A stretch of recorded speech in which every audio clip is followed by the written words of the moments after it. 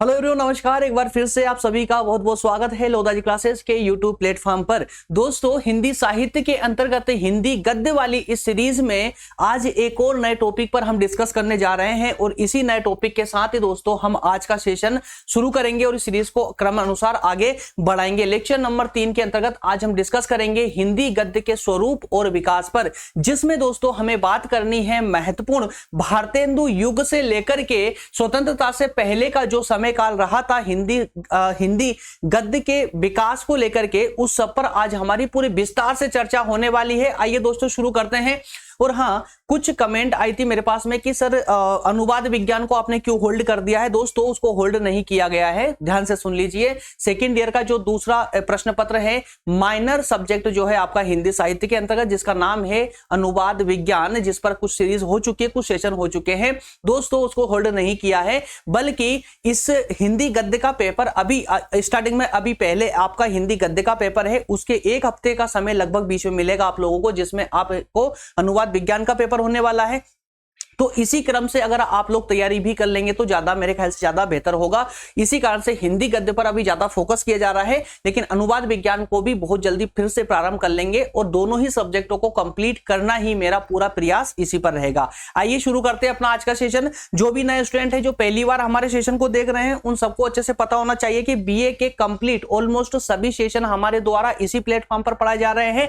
आप प्लेलिस्ट को विजिट करके आसानी से हमारे सेशनों तक पहुंच सकते हैं। इसके अलावा मैंने आप लोगों को व्हाट्सएप और टेलीग्राम दोनों प्रकार के ग्रुप प्रोवाइड कर रखे हैं। डिस्क्रिप्शन में सबकी लिंक मिल जाएगी, वहां से आप हमें डायरेक्टली ज्वाइन कर सकते हैं फ्री ऑफ कॉस्ट, बिना कोई फीस दिए, ठीक है ना, जहां पर आप प्रॉपर तरीके से हमारे साथ स्टडी कर सकते हैं। आइए शुरू करते हैं अपना सेशन आज का। जैसा कि आप सभी जानते हैं, प्रथम इकाई हमारी अभी चल रही है, जिस इकाई का नाम है आधुनिक हिंदी गद्य साहित्य की पृष्ठभूमि एवं उदय के कारण, ठीक है ना। इसके पहले टॉपिक पर हम डिस्कस कर चुके हैं आधुनिक हिंदी गद्य साहित्य की सामाजिक और सांस्कृतिक पृष्ठभूमि पर कंप्लीट डिस्कशन इससे पहले हमारा हो चुका है। आज के सेशन में हम बात करेंगे हिंदी गद्य के उद्भव के कारण वाले कंसेप्ट पर, जिसमें कि हम इसके स्वरूप और विकास, क्रम अनुसार विकास पर चर्चा करेंगे, क्योंकि इसका स्वरूप और जो क्रम के अनुसार जो विकास हुआ है हिंदी गद्य का, वही हिंदी गद्य के उद्भव का कारण रहा है। दोस्तों, आपकी सामान्य जानकारी के लिए मैं बता दूं आप लोगों को, आज का जो सेशन होगा हिंदी गद्य साहित्य के विकास का,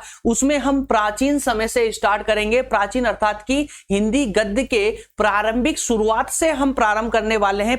इसकी प्रारंभिक शुरुआत कैसे रही थी, प्राचीन समय में इसकी शुरुआत कैसे हुई थी, जो कि द्विवेदी युग तक आते आते ये अपनी परिपक्व अवस्था में आ चुका था, उसकी सारी चर्चा दोस्तों आज के सेशन में पूरे क्रम अनुसार ही करेंगे। जैसा कि टॉपिक का नाम है हिंदी गद्य का विकास, है ना, हिंदी गद्य का विकास। तो वो विकास किस प्रकार होता है, चरणों में होता है और विभिन्न एक विशिष्ट क्रम में होता है। तो उसी क्रम अनुसार ही हमें आज का सेशन करना है। जान लीजिए आज के सेशन में हमें क्या क्या देखने को मिलेगा, क्या क्या पढ़ना है हमको। दोस्तों, इस हिंदी गद्य के स्वरूप और विकास वाले इस पूरे चैप्टर के अंतर्गत हमें सबसे पहले फोकस करना है कि इस गद्य का विकास कैसे हुआ है। तो दोस्तों, इसके लिए हम बात करेंगे एक नंबर पॉइंट में कि गद्य के विकास से पहले पद्य का विकास हो चुका था। गद्य के विकास से पहले पद्य का विकास हो चुका था। कहने का अर्थ यह है कि हिंदी गद्य का विकास हिंदी पद्य के विकास के बाद हुआ था। जैसा कि साहित्यों का विकास हुआ था, जैसे कि जो हमारे विभिन्न वेद रहे हैं, है ना, धार्मिक ग्रंथ जो वेद रहे हैं, वेदों का अगर हम बात करें लिखित रूप में वेद काफी समय बाद आए हैं, लेकिन मौखिक रूप से वेदों की, अगर हम इतिहास की बात करें वेदों की, तो वो काफी लंबे समय पुराना है, ठीक है ना। इसी प्रकार से हिंदी गद्य के विकास की जब हम बात कर रहे हैं, तो इसका पहला जो चरण होगा, हिंदी गद्य के विकास का जो पहला चरण होगा, वो यही होगा कि गद्य से पहले पद्य की भूमिका किस प्रकार से हमारे साहित्य जगत में रही थी। पहला चरण होगा विकास का। दूसरे चरण में हम बात करेंगे कि प्राचीन गद्य के कौन कौन से रूप थे, प्राचीन गद्य के कौन कौन से रूप थे। इसकी जड़ें कहां से पनपी दोस्तों, पद्य के समय से ही हिंदी गद्य की जड़ें पनपने लगी थी। उसके बाद धीरे धीरे ये जो है धीरे धीरे रेंगने लगा और प्राचीन समय में ही जो है गद्य का विकास प्रारंभ हो चुका था। लेकिन कई सारी अड़चनें आई, अड़चनों के बाद भी इसका धीरे धीरे विकास होता चला गया। उसके बाद इसका एक अन्य रूप जो है खड़ी बोली के रूप में मुखर होने लगा। खड़ी बोली गद्य का क्रमबद्ध विकास करने में बड़ी ही महत्वपूर्ण भूमिका खड़ी बोली ने निभाई है। अर्थात हम ये कह सकते हैं कि हिंदी गद्य का विकास प्राचीन समय में जो हुआ था वो खड़ी बोली के रूप में हुआ था, ठीक है ना, खड़ी बोली के रूप में हुआ था और खड़ी बोली के रूप में काफी लंबे समय तक इसकी प्रक्रिया चलती रही। इसके बाद इसका जो अगला क्रम होगा वो होगा हिंदी खड़ी बोली गद्य के प्रथम चार आचार्य। अर्थात ये हुआ कि खड़ी बोली का प्रयोग करने, देखिए मैंने क्या बताया अभी कि खड़ी बोली के रूप में हिंदी गद्य का विकास एक पूरे क्रम के अनुसार और लंबे समय तक चलता रहा। तो इसका विकास, खड़ी बोली का प्रयोग करने वाले जो विद्वान रहे, जो आचार्य रहे, ऐसे 4 आचार्यों पर हम यहां पर डिस्कस करेंगे जिन्होंने अपने साहित्य में खड़ी बोली का प्रयोग करके और हिंदी गद्य को महत्वपूर्ण अपना सहयोग प्रदान किया था उसके विकास में, ठीक है ना। नेक्स्ट जो अगला जो चरण होगा वो चरण होगा हिंदी गद्य के विकास में कुछ अन्य परिस्थितियां भी सहायक रही थी। इन 4 आचार्यों के अलावा हिंदी गद्य के विकास में कुछ अन्य परिस्थितियां भी थी जिसके कारण इसका विकास धीरे धीरे चलता रहा। लेकिन अंतिम चरण जो आया दोस्तों, वो अंतिम चरण था भारतेंदु हरिश्चंद्र का उदय। अर्थात कि अब भारतेंदु हरिश्चंद्र का आगमन अब इस क्षेत्र में अर्थात कि साहित्य जगत में हो चुका था और भारतेंदु के साहित्य जगत में प्रवेश ने ही इस पूरे हिंदी गद्य को अपने चरम पर पहुंचा दिया। इन्होंने खड़ी बोली के स्थान पर इसमें और सुंदरता लाने का प्रयास किया, कई भाषाओं का मिक्सअप किया और इस प्रकार की सुंदरता प्रदान की हिंदी गद्य को कि उसका विकास भारतेंदु हरिश्चंद्र के नाम से ही जाना जाने लगा और इनके समय से ही विशेष रूप से ये जो है अच्छे से विकसित हो पाया था। तो विभिन्न चरणों में हम इन भारतेंदु हरिश्चंद्र के काल को देखेंगे, समय युग को देखेंगे जिसमें हिंदी गद्य का विकास हुआ था। तो ये विशेष रूप से दोस्तों ये 6 चरण है जिसके अंतर्गत हमें हिंदी गद्य के स्वरूप और विकास के रूप को लेकर के चर्चा करनी है। उम्मीद करता हूं यहां तक का इतनी सी सामान्य जानकारी आप लोगों के जो है पूरी मस्तिष्क में फिट हो चुकी होगी। आपको कंप्लीटली पूरी ट्रांसपेरेंसी के साथ समझ आ गया होगा कि मैं जो है इन चरणों के माध्यम से किस प्रकार से हिंदी गद्य के स्वरूप और विकास पर चर्चा करने वाला हूं। क्लियर है?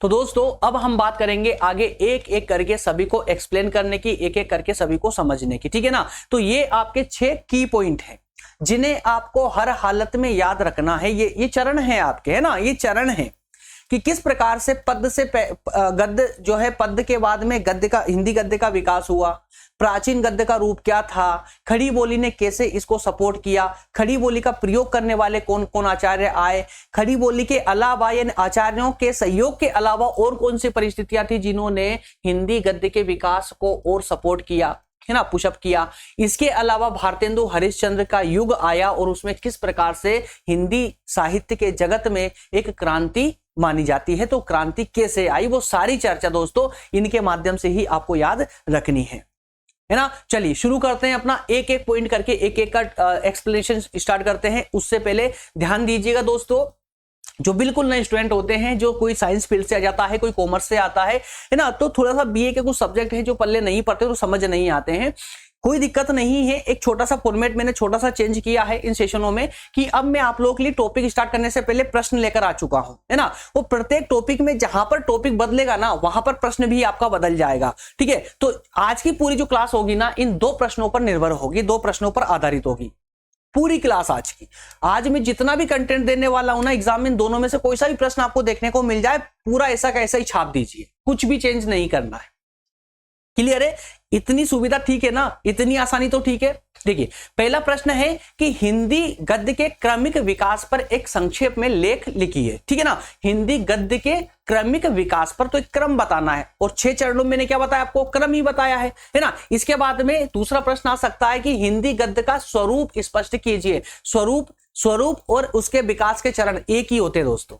स्वरूप, इसका विकास किस प्रकार से हुआ था, इसका स्वरूप कैसा रहा है, प्राचीन समय से लेकर के आज तक का इसका स्वरूप कैसा रहा हुआ है ना। तो इस पूरे सेशन में हमें इस पर ही डिस्कस करना है। आइए शुरू करते हैं, पहला पॉइंट लेते हैं। पहला पॉइंट था गद्य से पहले पद्य का विकास। क्या कहा? गद्य से पहले पद्य का विकास, ठीक है ना। तो आधुनिक युग में जिस खड़ी बोली, आधुनिक युग की दोस्तों अगर हम बात करें तो जिस खड़ी बोली के रूप में गद्य का प्रचार प्रसार इतना व्यापक दिखाई देता है, उसका इतिहास बहुत ज्यादा प्राचीन है, बहुत प्राचीन है, कोई ये नया नहीं है। कहने का अर्थ यह है कि हिंदी साहित्य के जगत में और विशेष करके गद्य के जगत में, हिंदी गद्य के जगत में अगर हम बात करें तो खड़ी बोली का विशेष प्रचार प्रसार हुआ है, या खड़ी बोली के रूप में हिंदी गद्य का विशेष प्रसार हुआ है।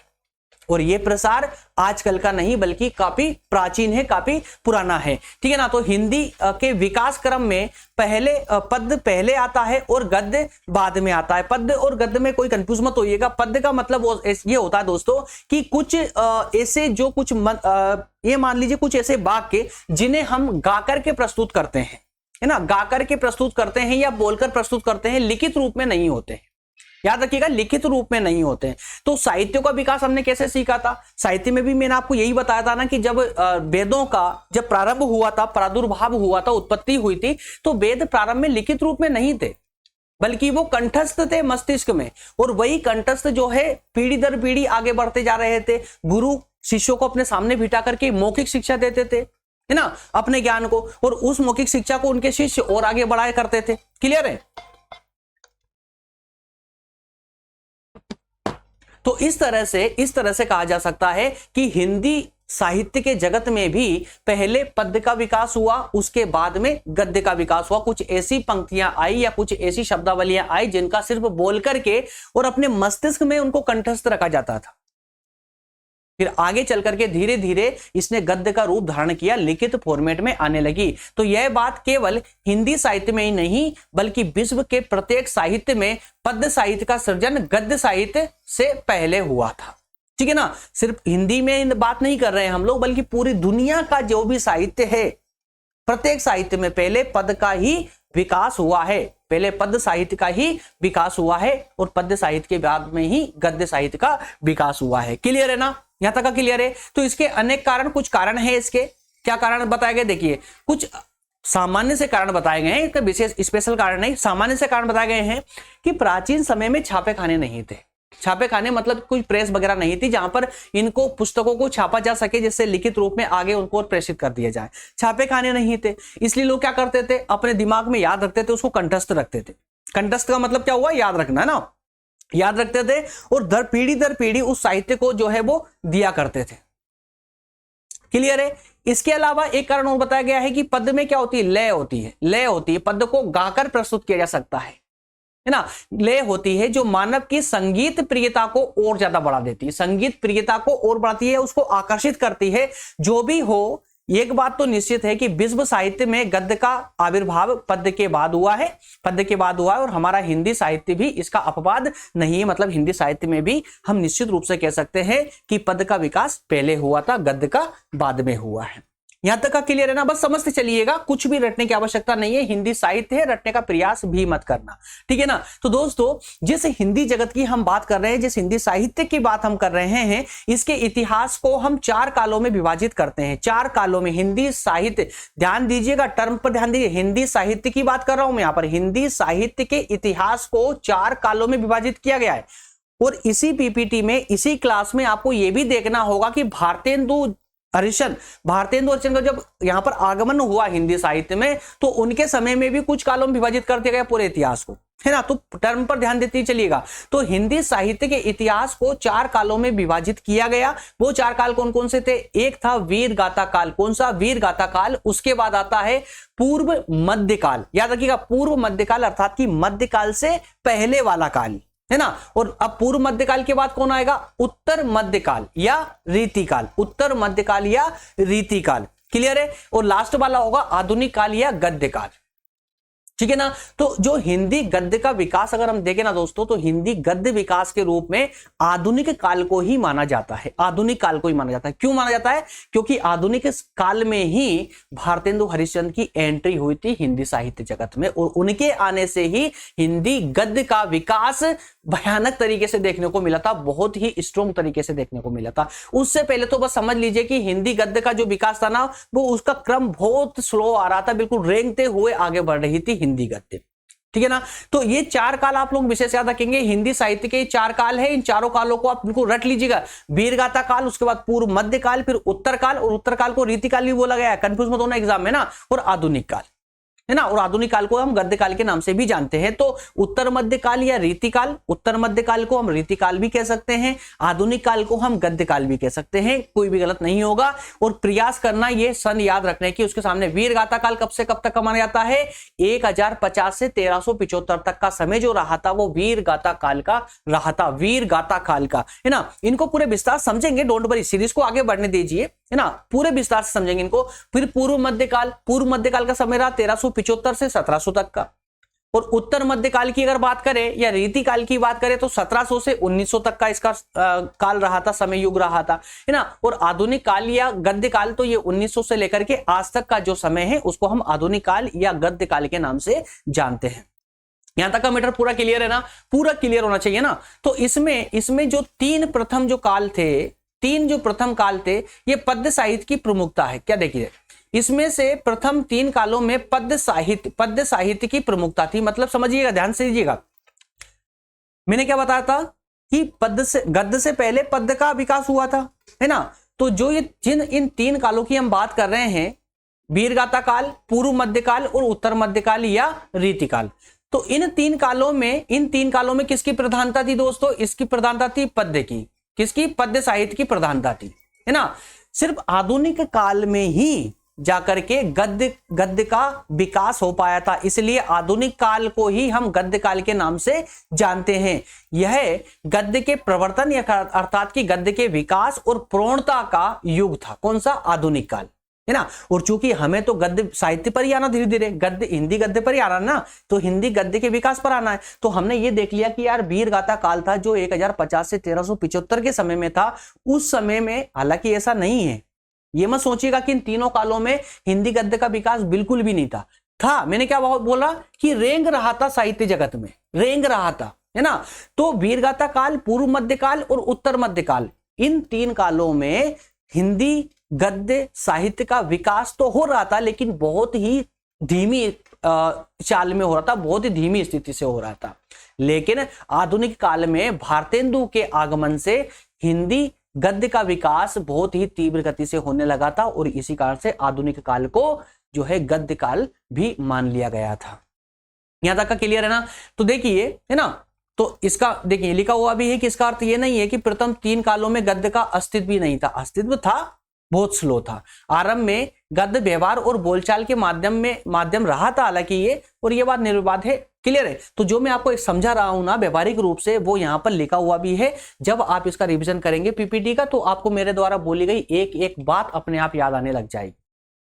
क्लियर है। तो इससे आपका पहला बिंदु मेरे ख्याल से स्पष्ट हो जाना चाहिए, क्लियर हो जाना चाहिए। पहला बिंदु कौन सा? कि गद्य से पहले किस प्रकार से पद्य साहित्य का विकास हुआ था। तो जो मैंने 4 काल आपको बताए थे, चारों काल में से 3 कालों में पद्य साहित्य का बोलबाला था, और लास्ट में जो है आधुनिक काल में आकर के गद्य साहित्य का विकास अपने चरम पर पहुंच जाता है। यहां तक का क्लियर है ना। चलिए अब आगे बढ़ते हैं। अब देखेंगे हम सेकेंड पॉइंट इसका, कौन सा? प्राचीन गद्य के रूप में। प्राचीन गद्य के रूप में जल्दी से मुझे कमेंट करके बता दीजिए, यहां तक कोई समस्या तो नहीं है। जल्दी से कर दो कमेंट फटाफट। सभी से बोल रहा हूं मैं, जितने भी अभी लाइव है ना, सब कमेंट कर दीजिए फटाफट और बताइए मुझे कोई दिक्कत तो नहीं यहां तक। फर्स्ट पॉइंट पूरा क्लियर हो पाया आपका?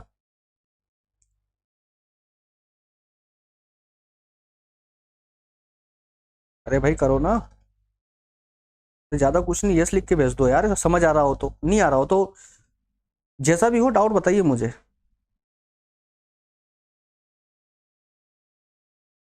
चलिए लगता है सबको एक साथ समझ आ रहा है, ठीक है। चलिए तो फिर आगे क्लास कंटिन्यू करते हैं। प्राचीन गद्य के रूप में देखिए, हिंदी खड़ी बोली गद्य का विधिवत विकास, ध्यान दीजिएगा मैंने क्या बताया कि गद्य का जो विकास हुआ था ना प्राचीन समय में, वो किस रूप में हुआ था? खड़ी बोली के रूप में हुआ था। ये ध्यान दीजिएगा आप लोग है ना, खड़ी बोली के रूप में हुआ था। इस खड़ी बोली ने एक आदर्श बोली का रूप कब धारण किया था? आदर्श भाषा का रूप कब धारण किया था? भारतेंदु के आने के बाद। ठीक है ना। तो भारतेंदु से पहले जितना भी हिंदी गद्य का विकास हुआ प्राचीन समय से, उनके प्रारंभ से लेकर के अब भारतेंदु से पहले तक, है ना, तो वो किस रूप में हुआ था? खड़ी बोली के रूप में हुआ था। याद ध्यान दीजिएगा। तो हिंदी खड़ी बोली गद्य का विधिवत विकास मतलब एक क्रम अनुसार व्यवस्थित रूप से जो विकास है वो हालांकि 19वीं शताब्दी से आरंभ होता है, लेकिन इससे पहले भी हिंदी गद्य का अस्तित्व 3 रूपों में विद्यमान मिलता है, 3 रूपों में हम देख सकते थे, है ना। तो 19वीं शताब्दी से हालांकि इसका विकास माना जाता है, 19वीं शताब्दी से, लेकिन इससे पहले भी हिंदी गद्य का अस्तित्व था। और वो किस रूप में था? आइए 3 रूपों में यहां पर बताया गया। पहला रूप राजस्थानी गद्य के रूप में, दूसरा है ब्रज भाषा गद्य के रूप में, और तीसरा है खड़ी बोली गद्य के रूप में, है ना। तो राजस्थानी गद्य की अगर दोस्तों बात करें, राजस्थानी गद्य की बात करें तो राजस्थानी गद्य की परंपरा बहुत पुरानी है। राजस्थानी गद्य की परंपरा बहुत पुरानी है। कुछ विद्वान इनका आरंभ 10वीं शताब्दी से मानते हैं। मतलब राजस्थानी गद्य की शुरुआत 10वीं शताब्दी से हो चुकी थी, ऐसा कुछ विद्वानों का मानना है। इसका रूप दानपत्र, धार्मिक उपदेश, टीकाओं, अनुवाद ग्रंथों, इन सब में आज भी हमें देखने को मिलता है। क्लियर है। नेक्स्ट जो था ब्रजभाषा गद्य के रूप में, जो अगला इसका चरण था, या कहें कि अगला जो हिंदी गद्य का रूप विद्यमान था प्राचीन समय में, वो ब्रजभाषा में भी था। राजस्थानी गद्य के बाद ब्रजभाषा गद्य के रूप में हमारे सामने आता है, ठीक है ना। राजस्थानी गद्य का विकास हुआ, उसके बाद में हमें ब्रजभाषा गद्य का रूप भी देखने को मिलता है। यह 1400 के आसपास की कहानी है, जब गोरखपंथी ग्रंथों में ब्रजभाषा का अच्छा खासा प्रयोग किया गया था। इसमें गोरखपंथी ग्रंथों में, है ना, गोरखनाथ के जो ग्रंथ थे उनको गोरखपंथी ग्रंथ कहा गया। तो गोरखपंथी जो ग्रंथ थे उसमें ब्रजभाषा का बहुत अच्छे से प्रयोग हुआ था। हालांकि कुछ विद्वान इसका विरोध भी करते हैं, लेकिन हमें विरोध नहीं, हमें सिर्फ यहाँ पर स्टेज देखनी है ना, स्टेप देखनी है।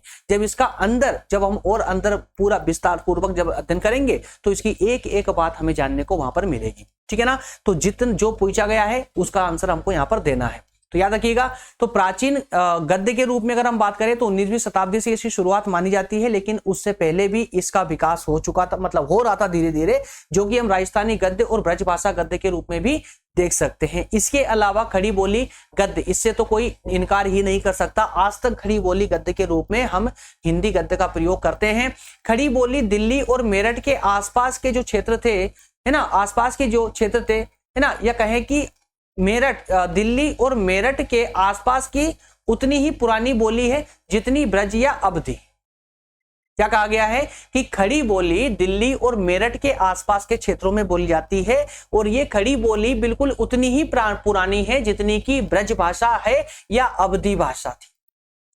अपभ्रंश साहित्य से लेकर के वीर गाथा काल के साहित्य तक बिखरे हुए उदाहरण खड़ी बोली के पद में देखने को मिल जाते हैं, खड़ी बोली के पद में देखने को मिल जाते हैं, परंतु गद्य के उदाहरण नहीं मिलते। क्या कहा गया है कि गद्य के उदाहरण नहीं मिल, लेकिन यहां पर जो है दोस्तों, यहां पर आप खड़ी बोली पद के उदाहरण देख पाएंगे, खड़ी बोली पद के उदाहरण। अब इससे पहले वाले बिंदु में क्या कहा था? गद्य से पहले पद का विकास, है ना, गद्य से पहले पद्य का विकास। तो गद्य का विकास जो खड़ी बोली में हुआ था, तो पहले खड़ी बोली में पद्य का भी विकास हुआ। तो इसीलिए कहा गया है कि अपभ्रंश साहित्य से लेकर के वीर गाथा काल के साहित्य तक की भी अगर हम बात करें, साहित्य को उठा लें, तो उसमें भी आप देखेंगे कि वहां पर कई उदाहरण हमें खड़ी बोली के पद्य के मिल जाते हैं, हाँ, गद्य के नहीं मिलते हैं। अपभ्रंश का एक उदाहरण देखिए कि भल्ला हुआ जू मारिया वहीणी महारा कंतु लज्जे तू वयंसु अहू जड़ भग्या घरु एंतु। इसका मतलब यह हुआ कि एक स्त्री अपनी सहेली को कह रही है कि भला हुआ, क्या कहती है कि भला हुआ मतलब अच्छा हुआ जो मेरा पति मारा गया, रण में मारा गया, अच्छा हुआ जो मेरा पति रण में मारा गया।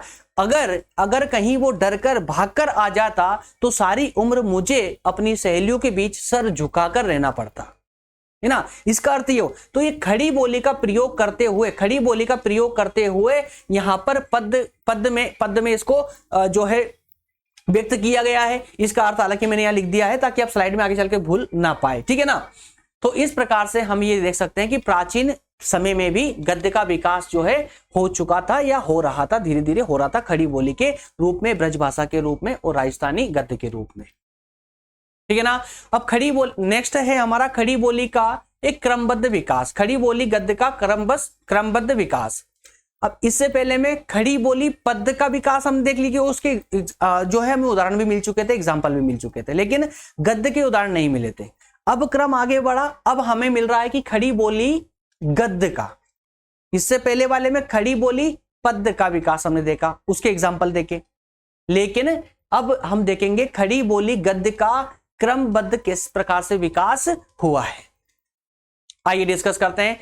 रामप्रसाद निरंजनी विरचित भाषा योग वशिष्ठ, नाम है पूरा, याद रख लीजिएगा, ठीक है ना।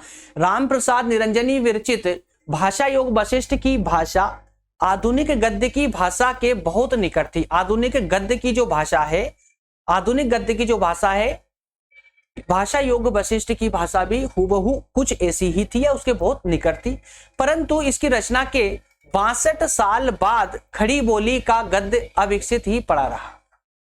क्या कहा गया है कि भाषा योग वशिष्ठ के द्वारा हालांकि आधुनिक गद्य की शुरुआत की गई थी, यह कहें कि आधुनिक गद्य की भाषा और भाषा योग वशिष्ठ की भाषा में लगभग समानता देखने को मिली थी, लेकिन फिर भी इनके 62 वर्षों तक खड़ी बोली गद्य का विकास इसी तरह से धूमित होता रहा, मतलब पड़ा रहा, उसमें कोई विकास नहीं हो पाया, उसके कोई चरण विकास नहीं हो पाए। 62 वर्ष की काल अवधि में किसी ऐसे ग्रंथ की रचना नहीं हुई जो उसके विकास क्रम को और आगे बढ़ा सके। ठीक है ना। तो खड़ी बोली गद्य का क्रमबद्ध रूप प्रथम 4 आचार्यों की रचनाओं के साथ अग्रसर होता है। क्या कहा गया है कि खड़ी बोली गद्य का जो विकास हुआ है ना, खड़ी बोली गद्य का विकास की अगर शुरुआत की अगर हम बात करें तो 4 विशेष आचार्यों के प्रयासों से इसका विकास आगे बढ़ पाया था, अन्यथा इससे पहले 62 सालों से ये ऐसा का ऐसा ही पड़ा हुआ था, इसमें कोई हलचल नहीं थी। इसमें विकास इसका आगे बढ़ने लगा 4 आचार्यों के जो है इसके प्रयासों से, उनकी रचनाओं के कारण। इन 4 आचार्यों में प्रमुख थे मुंशी सदा सुखलाल, इंशा अल्लाह खां, लल्लू लाल और सदल मिश्र। चारों नाम याद रख लीजिएगा, आगे भी हम डिस्कस करने वाले, चारों पर सेपरेटली डिस्कस भी करेंगे ना। तो सदा सुखलाल, इंशा अल्लाह खां, उल्लू लाल और सदल मिश्र, ये 4 आचार्य थे जिन्होंने हिंदी खड़ी बोली गद्य के विकास में अहम भूमिका निभाई, या कहें कि इन्होंने, इन चारों आचार्यों ने अपने साहित्यों की रचना खड़ी बोली में करना प्रारंभ किया, जिससे खड़ी बोली के विकास को और अग्रसर जो है, या कहें कि उसको और आगे बढ़ावा मिला, उसको आगे विकास करने का रास्ता उसका जो है साफ होता नजर आया। ठीक है ना। तो अंतिम दो महानुभवों मतलब कौन, लल्लू लाल और सदल मिश्र। ये दोस्तों देखिए, ये जो 4 जिन आचार्यों की हमने बात की है ना, इनमें से 2 आचार्य कौन, लल्लू लाल और सदल मिश्र, ये ऐसे आचार्य थे जिन्होंने अपनी साहित्य रचना में खड़ी बोली का इस्तेमाल तब किया जब अंग्रेजों ने इनको सपोर्ट किया, अंग्रेजों ने इनको प्रेरित किया। मतलब अंग्रेजों के द्वारा प्रेरित किए जाने पर ही लल्लू लाल और सदल मिश्र के द्वारा अपने साहित्य में खड़ी बोली का प्रयोग किया गया था। लेकिन प्रारंभ के जो 2 आचार्य रहे हैं, मुंशी सदा सुखलाल और इंशा अल्लाह खां, इन्होंने खड़ी बोली का प्रयोग अपने साहित्य में स्वतंत्रता पूर्वक किया, किसी के प्रेरित करने से नहीं किया था। क्लियर है। तो इस तरह से खड़ी बोली गद्य का विकास क्रम अनुसार आगे बढ़ता चला गया। यहां तक कोई डिफिकल्टी नहीं होना चाहिए दोस्तों, ठीक है ना। बिल्कुल एक एक बात में पूरे व्यवहार से और एक बात ध्यान देने योग्य है, अगर आप पूरे सीरियसली अगर स्टडी कर रहे हैं तो प्रथम का पॉइंट उठाना और अभी तक का पॉइंट उठाना, एक कहानी में पूरा तो चल रहा हूं मैं, प्रथम पॉइंट को दूसरे पॉइंट से जोड़ रहा हूं, लिंक कर रहा हूं, दूसरे को तीसरे से, तीसरे को चौथे से, इस प्रकार से कहानी की लिंक में टूटने नहीं दे रहा हूं। अगर आप ध्यान से मुझे सुन रहे होंगे ना, तो आपको समझ आ रहा हो कि सर ये तो पूरी कहानी की तरह आप आगे बढ़ रहे हैं। और जी हाँ, बिल्कुल कहानी के रूप में ही आगे बढ़ रहा हूं, पूरी कहानी आपको याद, मतलब देखिए, अगर आप पूरे 100% फोकस के साथ सेशन देखते हैं ना, तो ये मेरी जवाबदारी है कि इसकी पूरी कहानी आपके मस्तिष्क में बिठा दूं।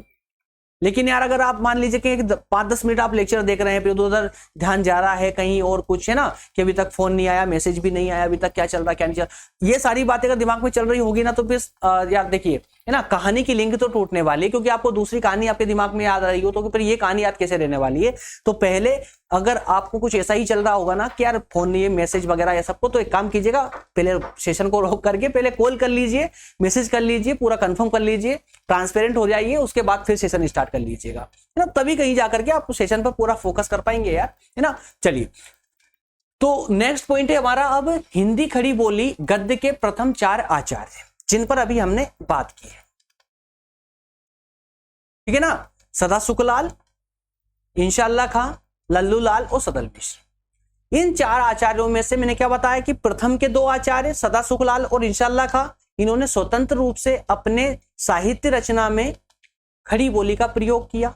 वहीं अंतिम जो 2 आचार्य हैं लल्लू लाल और सदल मिश्र, इन्होंने अपने साहित्य में खड़ी बोली का प्रयोग कब किया था? जब अंग्रेजी अधिकारियों ने उनको प्रेरित किया ऐसा करने के लिए, है ना। ये इतनी सी बात खाली याद रखना, आगे आपको काम आने वाली है। देखिए, अब हम इन 4 आचार्यों पर प्रत्येक 4 आचार्यों के विचार जानेंगे, इन्होंने क्या क्या कार्य किए थे। अब जरा ध्यान दीजिएगा। सबसे पहले हम बात करेंगे प्रथम आचार्य मुंशी सदासुखलाल की।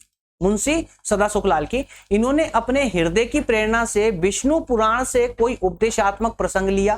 क्या किया इन्होंने? अपनी स्वयं की प्रेरणा से, इनको किसी अंग्रेज ने प्रेरित नहीं किया, अपनी स्वयं की प्रेरणा से इन्होंने विष्णु पुराण से कोई कंसेप्ट उठाया, मतलब उपदेशात्मक प्रसंग उठाया, लिया। और 1875 में उन्होंने एक साहित्य की रचना की जिसे सुख सागर कहा गया। क्या? सुख सागर के नाम से इन्होंने अपनी एक रचना की। इनकी भाषा में संस्कृत के शब्दों का बाहुल्य है। किनकी भाषा में? सदासुखलाल, मुंशी सदासुखलाल की भाषा में संस्कृतों के शब्दों का अधिकतम प्रयोग किया गया। उसमें यत्र तत्र कहीं कहीं ब्रज भाषा का प्रयोग भी देखने को मिल जाएगा। संस्कृत के साथ साथ ब्रज भाषा का प्रयोग भी देखने को मिलेगा।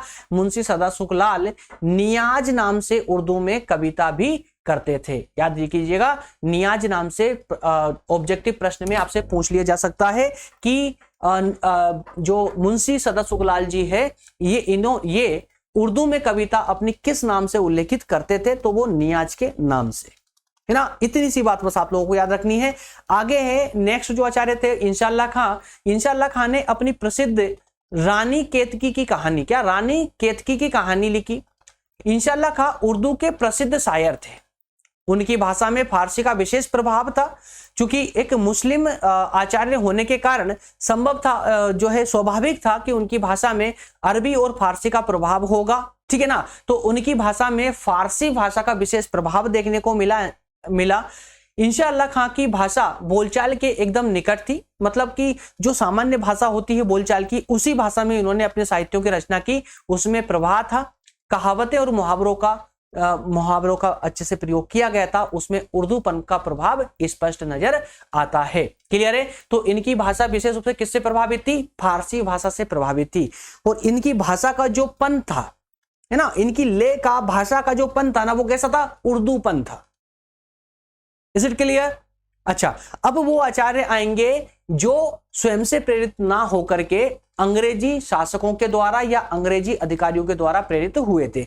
जैसे कि नेक्स्ट आचार्य लल्लू लाल जी।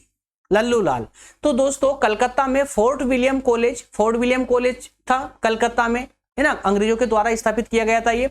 तो कलकत्ता में फोर्ट विलियम कॉलेज के अध्यापक थे जॉन गिलक्राइस्ट। कौन? John Gilchrist. तो इनके आदेश से उन्होंने खड़ी बोली गद्य में प्रेम सागर की रचना की। किसने? लल्लू लाल ने, है ना। प्रेम सागर की रचना की इन्होंने किसके कहने पर, किसके आदेश पर? गिलक्राइस्ट के आदेश पर। गिलक्राइस्ट कौन था? फोर्ट विलियम कॉलेज का अध्यापक।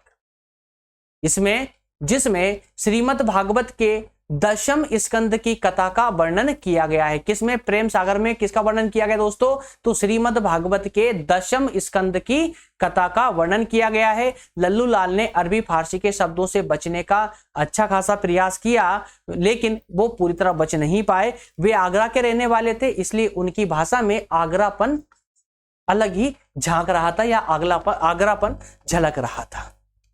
ठीक है, ये थी लल्लू लाल की कहानी। उसके बाद में बात करेंगे सदल मिश्र की, तो ये भी उनमें से एक था। देखिए ये कलकत्ता के फोर्ट विलियम कॉलेज में कार्य करते थे, कलकत्ता के फोर्ट विलियम कॉलेज में ही कार्य करते थे। इन्होंने भी लल्लू लाल की भांति अंग्रेज अधिकारियों के से प्रेरणा लेकर के ही नासिकेतोपाख्यान की रचना की। रट लीजिएगा यार, कुछ शब्द ऐसे आते हैं जिनको आसानी से, मतलब अगर आप पहले से परिचित नहीं है तो एकदम आसानी से बोल पाना या याद कर पाना थोड़ा सा डिफिकल्ट हो जाता है। इसलिए जो शब्द डिफिकल्ट लगे ना उसको थोड़ा सा बार बार थोड़ा समय दे दीजिएगा, 10-20 बार उसको बोल दीजिए मुंह से, अपने आप वो अपनी जुबान पे आ जाएगा, तो वो हमेशा के लिए याद हो जाएगा, ठीक है ना। तो नासिकेतोपाख्यान की रचना की। बिहार के निवासी थे। इनकी भाषा में पूर्वी बोली के शब्दों का प्रयोग स्थान स्थान पर मिलता है, मतलब कई जगह मिलता है पूर्वी बोली का, इसलिए इनकी भाषा में पूर्वीपन झलकता था। सदल मिश्र की भाषा में, सदल मिश्र के साहित्य की भाषा में पूर्वीपन झलकता है। बताइए क्लियर यहां तक का? यहां तक का दोस्तों क्लियर है ना? ठीक है। अन्य नेक्स्ट है अन्य गद्य हिंदी गद्य के विकास में अन्य सहायक परिस्थितियां। हिंदी गद्य के विकास में अन्य सहायक परिस्थितियां। क्लियर है दोस्तों? अब एक सेकेंड स्टार्ट करें उससे पहले, इसको कंटिन्यू करें उससे पहले एक बार क्लास का टाइम चेक कर लें। ज्यादा लंबी क्लास देने के आप लोग भी बोर हो जाते हैं यहाँ से। 40 मिनट होने वाले हैं क्लास को, 40 मिनट होने वाले हैं दोस्तों। सेशन को जो है 2 पार्ट में करना पड़ेगा, क्योंकि अभी जितना हमने पढ़ा है लगभग उतना ही पार्ट अभी और भी बाकी है, क्योंकि ये तो हम प्राचीन समय की अध्ययन कर रहे थे, जहां तक अभी की हिंदी गद्य साहित्य का विकास अभी पूरी तरह हुआ भी नहीं।